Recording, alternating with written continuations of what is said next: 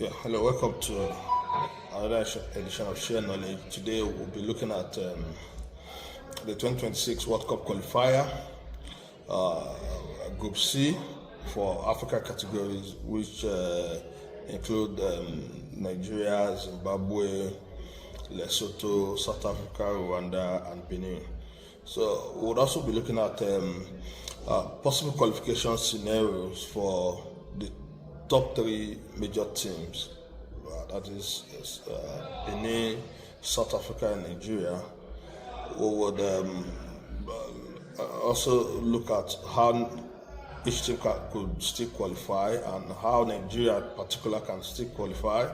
And we'll also be looking at why Nigeria has performed woefully in this campaign, and we'll sum it up with the problem with the Nigerian national team and the management of the Nigeria Football Federation.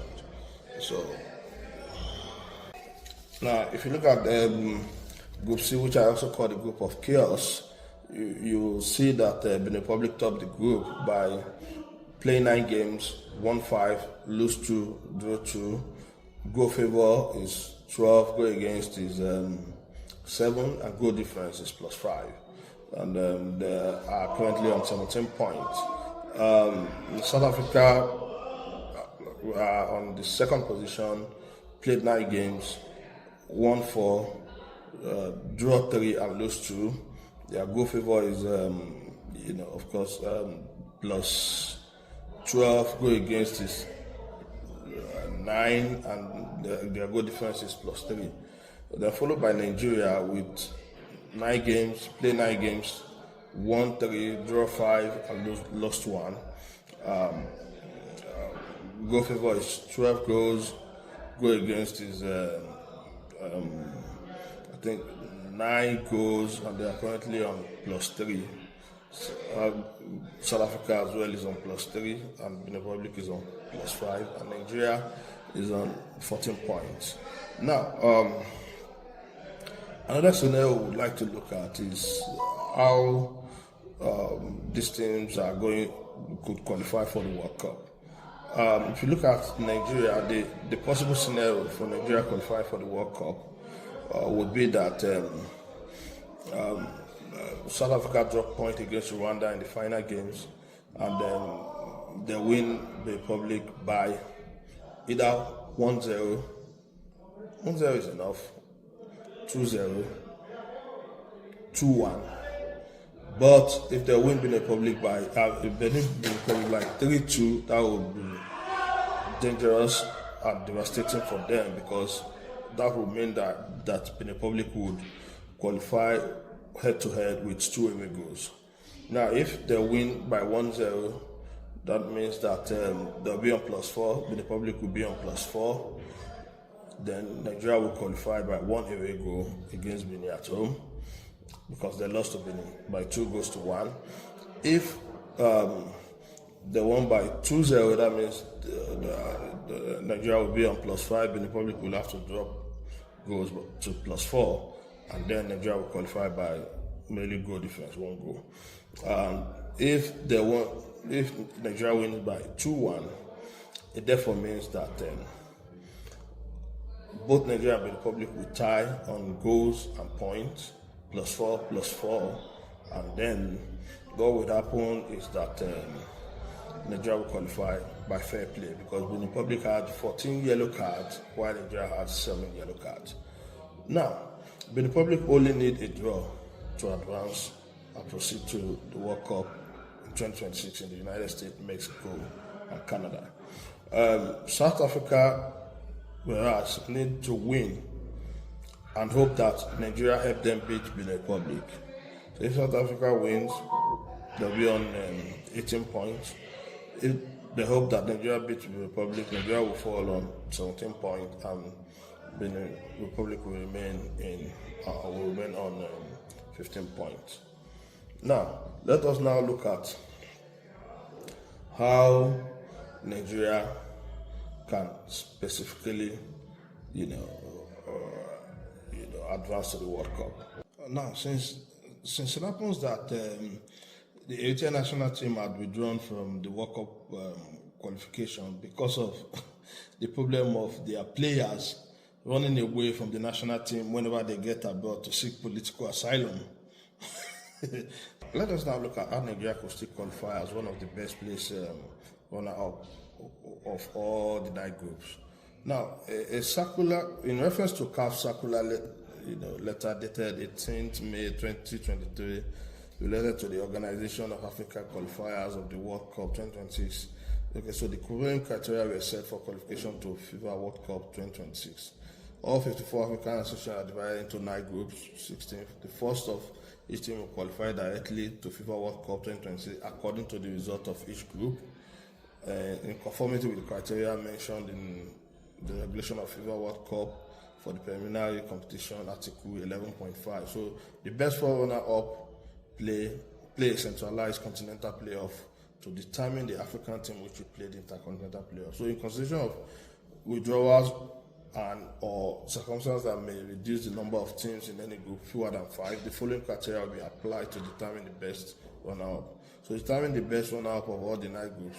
All the result of the bottom ranked team of each group or the withdrawn group will not be taken into consideration when comparing the best runner-up. So what this means is that now, for example, in Group C, the group of chaos, which Nigeria belongs to, Zimbabwe is at the bottom. So the points accumulated by each team, whether they win or draw Zimbabwe, will not count. Therefore, Nigeria drew Zimbabwe twice, 1-1 twice. So it means that our goals and our points on those occasions will not count. So we accumulated just 2 points. So even if we end up with 17 points, beat Benin and end up with 17 points, and South Africa eventually,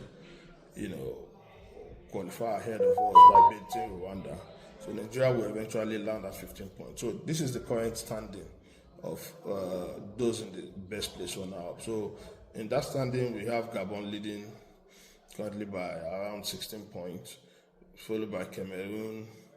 So there's still a possibility that Nigeria should still be squeezed among the best 4 runner-up. That's the first scenario. Another scenario is that there is another rumor that I heard about, FIFA, CAF considering October ranking of national teams, FIFA ranking of national team for October. So no matter how they rank it, Nigeria will always be placed at the top 4 in Africa. So there is still hope Nigeria could still qualify. But now I'll cap this video up by looking at the problem with Nigeria during this qualification period. Look at all the 5 draws that we played, those useless 1-1 that we played. If we had been able to just, win just one of those matches, beat Zimbabwe 1-0, or even beat Lesotho 1-0 at their home, Nigeria should not even be a team that will be struggling to beat teams like Zimbabwe, Lesotho, in the World Cup qualifier. We should be able to beat them completely, but that's by the way. So the problem with the current Nigerian team is that I've always said that management is a constant thing with Nigeria. Management is a constant problem. It always, come off as a management problem. So I don't even, count it as a problem as such. So the real problem is the players for me. Even though it seems like they are committed, but they are not giving their best enough. We should be struggling to beat Lesotho. We should be struggling to beat Benin. These are not high-ranked teams. Now, if you look at our midfield, players like Ebenezer Akisemiro and Ebere Chieze should be brought into the midfield. Look at Victor Osimhen. On many occasions, I see him as, a fine form of Ashili Yekini. All Osimhen needs is a 4 true pass in a match, and I'll tell you, his conversion rate will be 75%. He's going to utilize 3. Just give him correct true pass by a very good creative midfielder. What we are lacking in that team is a very sound creative midfielder, and I think Ebenezer in Inter Milan and Eberechi of Arsenal would do justice to that midfield. And I don't think our defense are good enough. After Benjamin Frederick and maybe Kevin Bassey, I think the whole entire defense needs to be rejigged as well. Well, as we all know, our goalkeeper, Stanley Wabale, needs fierce competition. He's been more comfortable in that position. It was because he's not having a lot of competition. Now, recently he had got himself into more fight than actually saving goals. So, I mean, so these are basically the problem of the Nigerian national team. We need to do well, and we need to do better than this. So there's still hope, and by God's grace, Nigeria will be at. I want to go watch Nigeria live here, regardless of how much is the ticket. Even if the ticket is $500, I'm going to pay to watch Nigeria in the US.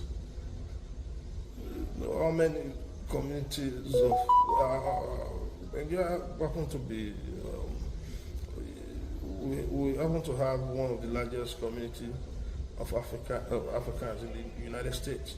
To be a disgrace that we don't come to this World Cup, but let's keep our fingers crossed. We're going to qualify.